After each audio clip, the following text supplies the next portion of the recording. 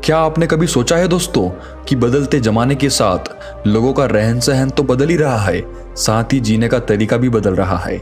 आज कई लोग ऐसे हैं जो या तो किसी मजबूरी में जैसे नौकरी इत्यादि के कारण अकेले रहते हैं, तो कुछ लोग ऐसे भी हैं जो बिना किसी मजबूरी के अपनी मर्जी से अकेले रहना पसंद करते हैं, अपने काम को सच्ची लगन से अकेले ही करते रहते हैं। जो लोग अपनी मर्जी से अकेले रहते हैं उनमें तो बहुत कुछ बुनियादी गुण होते हैं। ऐसे लोग जीवन में जल्दी ही बहुत कुछ हासिल भी कर लेते हैं। और दूसरी ओर ऐसे भी लोग होते हैं जो एक पल के लिए भी अकेला नहीं रह सकते। ऐसे लोगों का अकेला पड़ जाना जैसे अंधेरी काल कोठरी में जीवन भर के लिए किसी कैदी का पड़ जाना। फिर ऐसे लोग इस भागदौड़ भरी जिंदगी में उलझ जाते हैं क्योंकि इनको अकेला रहना पसंद नहीं, खुद के लिए समय ही नहीं, खुद के काम के लिए समय नहीं।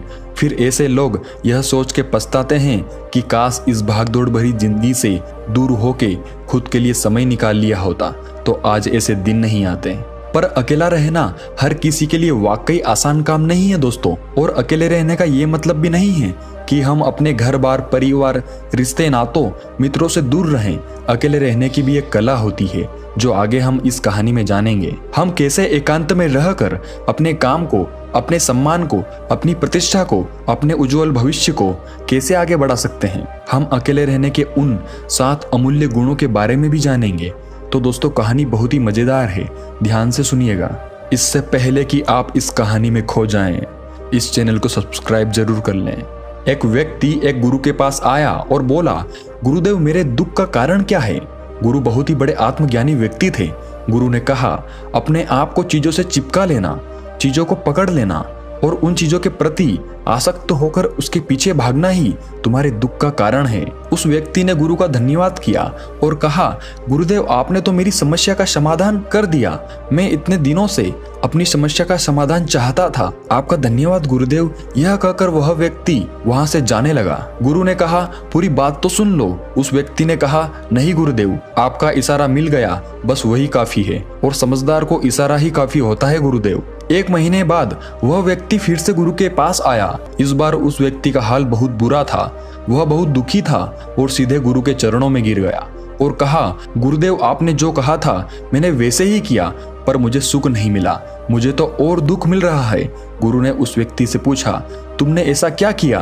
व्यक्ति ने कहा, मुझे अपने परिवार वालों से, मित्र रिश्तेदारों से दुख मिल रहा था तो मैंने उन्हें छोड़ दिया और छोड़कर चला गया। 2-4 दिन तो मुझे बहुत अच्छा लगा, पर धीरे धीरे मुझे उनकी याद आने लगी। अपने माता पिता, अपनी पत्नी, अपने बच्चे याद आने लगे, रिश्तेदार, यहाँ तक कि अपने शत्रु भी मुझे याद आने लगे। इतना दुख तो मैंने उनके पास रहकर भी नहीं जाना था जितना कि उनसे दूर होकर दुखी हो गया हूँ। इसलिए आज मैं घर वापस जाने के लिए निकला था और आपके पास आ पहुंचा। आपने मुझे इतनी गलत सलाह क्यों दी गुरुदेव। गुरु मुस्कुराए और गुरु ने कहा, तुम परिवार को छोड़कर भागे, मित्रों, रिश्तेदारों, यहाँ तक कि शत्रुओं को भी छोड़कर भागे, पर यह तुम्हारी गलत फहमी थी कि तुम छोड़कर भाग रहे हो।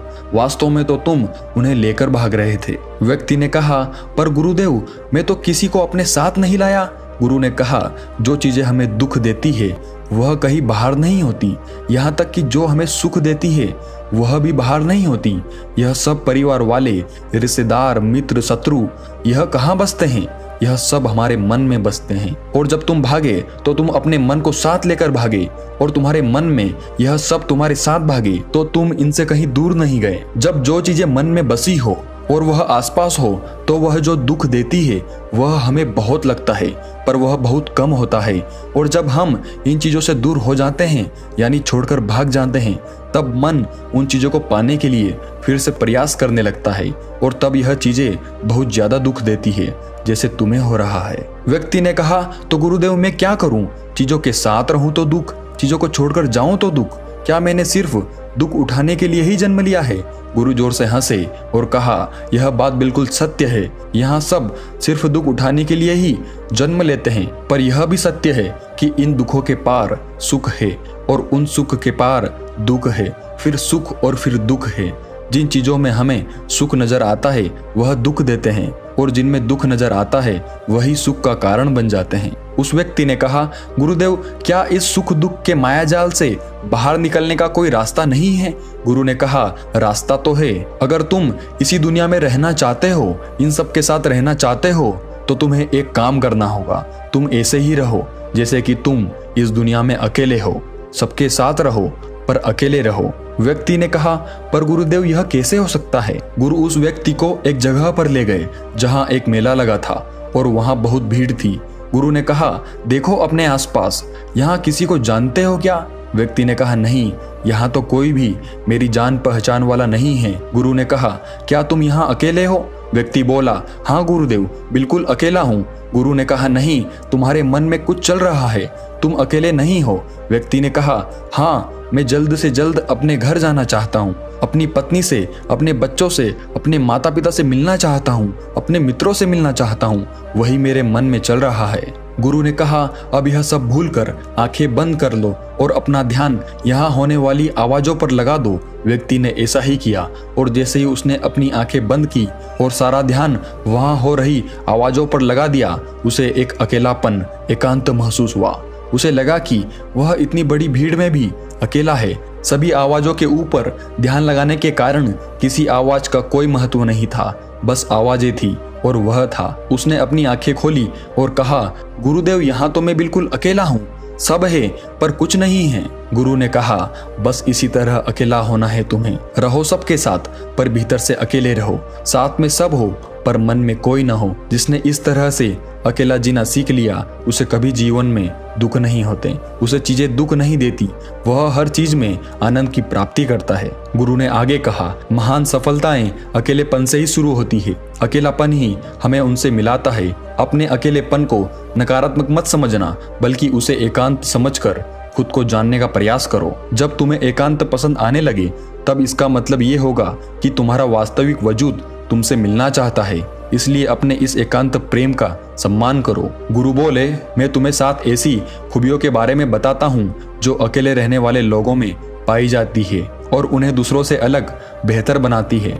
गुरु ने कहना शुरू किया, पहली खूबी जो एकांत में रहने वाले लोगों में पाई जाती है वो ये है कि ऐसे लोग दूसरों की तुलना में खुद के प्रति ज्यादा जागरूक होते हैं।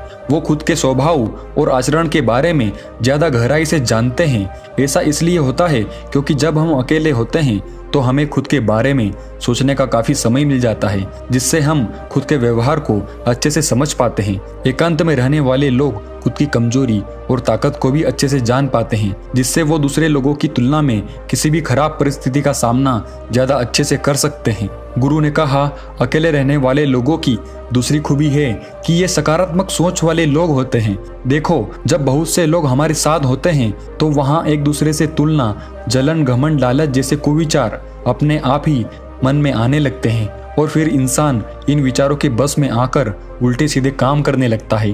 हालांकि ऐसा नहीं है कि एकांत में रहने वाले लोगों के मन में ये विचार नहीं आते, लेकिन क्योंकि वो अकेले हैं इसलिए दूसरों से तुलना, जलन, घमंड जैसे विचार उनके मन में दूसरों की तुलना में थोड़ा कम आते हैं। साथ ही अकेले रहने की वजह से उन्हें खुद के बारे में सोचने का ज्यादा समय मिल जाता है, जिससे वो अपने नकारात्मक विचारों को पहचान कर उन्हें कम कर सकते हैं, जिसके कारण ऐसे एकांत में रहने वाले लोग ज्यादा सकारात्मक होते हैं। अकेले रहने वाले लोगों की तीसरी खासियत कि ये लोग ज्यादा अनुशासित और आत्मनिर्भर होते हैं, क्योंकि अकेले रहने वाले लोगों को अपने ज्यादातर काम खुद से ही करने पड़ते हैं, इसलिए ये दूसरों की तुलना में ज्यादा आत्मनिर्भर होते हैं। साथ ही ऐसे लोगों को दूसरों का काम भी पसंद नहीं आता, ये अपना काम खुद करने पर ही भरोसा करते हैं। साथ ही ये लोग कोशिश भी करते हैं कि दूसरों से कम सहायता लेनी पड़े, पर क्योंकि ऐसे लोग आत्मनिर्भर और अपने काम को लेकर स्पष्ट होते हैं, इसलिए ऐसे लोग अनुशासित भी होते हैं। ये अपने समय की कदर करते हैं और दूसरों का भी समय बर्बाद नहीं करते। अकेले होने की वजह से ऐसे लोग एक निश्चित दिनचर्या का पालन भी करते हैं, जिससे ये लोग ज्यादा व्यवस्थित होते हैं और ये भी इनके अनुशासित होने का एक कारण है। गुरु ने आगे कहा, अकेले रहने वाले लोगों की चौथी खासियत कि ये लोग किसी भी चीज के बारे में बड़ी गहराई से सोच सकते हैं। किसी भी चीज के बारे में बड़ी बारीकी से और गहराई में जाकर अकेले रहने वाले लोगों की सबसे बड़ी खासियत होती है। इसलिए जितने भी लेखक, कवि और बड़े बड़े काव्यों के रचयिता हुए हैं, उन सभी को एकांत में रहना पसंद था, क्योंकि जब कोई व्यक्ति एकांत में होता है तो वो अपने अंदर की आवाज सुन पाता है। जितने भी बड़े आविष्कार हुए हैं, उन सबकी शुरुआत एकांत में हुई थी, क्योंकि एकांत में रहकर ही किसी भी चीज के बारे में बड़ी बारीकी से सोचा और समझा जा सकता है। गुरु ने कहा, एकांत में रहने वाले लोगों की 5वीं खूबी यह है कि इनका व्यक्तित्व सबसे अलग, सबसे हटकर होता है। और वे लोग जो ज्यादातर दूसरे लोगों के साथ रहते हैं या अकेले रह ही नहीं पाते, वो कितनी भी कोशिश कर ले, लेकिन जाने अनजाने में ही सही, लेकिन दूसरों के व्यक्तित्व का कुछ हिस्सा उनके अंदर आ ही जाता है। दूसरों की आदतें, दूसरों के विचार उनके अंदर प्रवेश कर ही जाते हैं, जिससे उनके व्यक्तित्व में वो अनूठापन, वो निरालापन नहीं आ पाता। उनका व्यक्तित्व कई सारे लोगों के व्यक्तित्व का मिश्रण होता है, पर क्योंकि एकांत में रहने वाले लोग अपना ज्यादातर समय अपने साथ बिताते हैं, इसलिए ये दूसरों की बातों और विचारों से बहुत ही कम प्रभावित होते हैं। इनके अपने जीवन को जीने के खुद के बनाए नियम और कायदे होते हैं, जिनका ये पालन करते हैं। ये किसी से भी आसानी से प्रभावित नहीं होते, इसलिए ऐसे लोगों की शख्सियत सबसे हटकर सबसे अलग होती है। इसलिए इनके व्यवहार में एक अलग ही निरालापन होता है, जो किसी दूसरे व्यक्ति को पसंद भी आ सकता है और नहीं भी। गुरु बोले, छठी खासियत जो एकांत में रहने वाले लोगों में पाई जाती है, अकेले रहने वाले लोगों के दूसरों के साथ रिश्ते बहुत ही गहरे और मजबूत होते हैं। हालांकि अकेले रहने वाले लोग ज्यादा लोगों से अपने संबंध नहीं बनाते, लेकिन ये जितने भी लोगों से संबंध बनाते हैं, सच्चे दिल से बनाते हैं। ऐसे लोगों के बहुत ही कम दोस्त तो होते हैं, लेकिन जितने भी होते हैं, ये उनसे अपनी दोस्ती पूरी ईमानदारी से निभाने की कोशिश करते हैं। अक्सर लोगों को यह लगता है कि एकांत में रहने वाले लोग बहुत कम बात करते हैं, लेकिन उनसे पूछिए जिनसे ये दिल से जुड़े होते हैं कि उनसे कितनी बातें करते हैं। ऐसे लोग इन्हें अपना मान लेते हैं और वो इनके सामने अपने पूरे दिल की बात रख देते हैं। अकेले रहने वाले लोग बहुत ही कम लोगों के साथ संबंध तो रखते हैं, लेकिन जरूरत पड़ने पर वो अपनी तरफ से पूरी मदद करने के लिए भी तैयार रहते हैं। इसलिए इनके रिश्ते कम लोगों से तो होते हैं, लेकिन जिनके भी साथ होते हैं बहुत मजबूत होते हैं। अगली खासियत, अकेले रहने वाले लोग मानसिक तौर पर और भावनात्मक रूप से बहुत मजबूत होते हैं, क्योंकि उन्हें पता होता है कि अगर आज कोई समस्या उनके ऊपर आती है तो उन्हें अकेले ही उस समस्या से निपटना पड़ेगा। ऐसा बार बार करने से उनके अंदर खुद के प्रति आत्मविश्वास बढ़ जाता है, और आत्मविश्वास व आत्मसम्मान के बढ़ने से वे मानसिक और भावनात्मक तौर पर और मजबूत होते चले जाते हैं, और वो ये मान लेते हैं कि ऐसी कोई भी समस्या नहीं है जिसे वो अपनी दृढ़ इच्छा शक्ति के दम पर हरा न सके, और यही एक सोच उन्हें दूसरों से अलग बनाती है। इतना कहने के बाद गुरु चुप हो गए तो उस व्यक्ति ने कहा, गुरुदेव आपकी सारी बात ठीक है, लेकिन ये कब कहा जा सकता है कि अकेलापन एक वरदान है? यह सुनकर गुरु ने कहा, अकेलापन हमेशा से ही एक वरदान रहा है, अगर हम उस समस्या को पूरी सकारात्मकता के साथ उपयोग कर पाएं तो। क्योंकि जब हम दुनिया के लोगों के साथ होते हैं तब हम भीड़ का हिस्सा होते हैं, लेकिन जब हम अकेले होते हैं तब हम खुद के साथ होते हैं, और जब हम खुद के साथ होते हैं तभी हम अपने समय का सदुपयोग, खुद का आकलन, खुद के शौक, सभी बातों पर अच्छे से ध्यान दे सकते हैं, अपनी कमजोरियों पर भी काबू पा सकते हैं, या ऐसा कह सकते हैं कि सच में अच्छाई की राह और इंसानियत की मंजिल भी पा सकते हैं। उस व्यक्ति को गुरु की बात समझ आई और वह गुरु का धन्यवाद कर अपने घर चला गया। दोस्तों, हम इतना समझें कि जिन चीजों को हम पाना चाहते हैं वह तब तक हमें दुख देती है जब तक कि हम उसे पा न ले, और जब हम उसे पा लेते हैं तब वह फिर से हमें दुख देती है कि वह कहीं हमसे छूट न जाए, और जब वह हमसे छूट जाती है तब वह फिर से हमें दुख देती है, उसके जाने का दुख जो बहुत गहरा होता है। जीवन भर हम एक चीज को पकड़ते हैं, फिर दूसरी चीज को पकड़ते हैं, तीसरी चीज को पकड़ते हैं और पीछे की चीजों को विदा करते रहते हैं। इसी तरह हम सुख पकड़ते हुए दुख को पकड़ते चलते हैं। पर जिस व्यक्ति ने अकेला रहना सीख लिया, वह परिवार में, समाज में सब कुछ करते हुए आनंद की प्राप्ति करते हैं, सारे कार्यों को पूरा करते हुए सुख से जीता है, आनंद से जीता है। तो दोस्तों, आपको यह कहानी कैसी लगी कमेंट सेक्शन में हमें जरूर बताएं, और अच्छी लगी हो तो इस चैनल को सब्सक्राइब करना ना भूलें। तो मिलते हैं अगली कहानी में।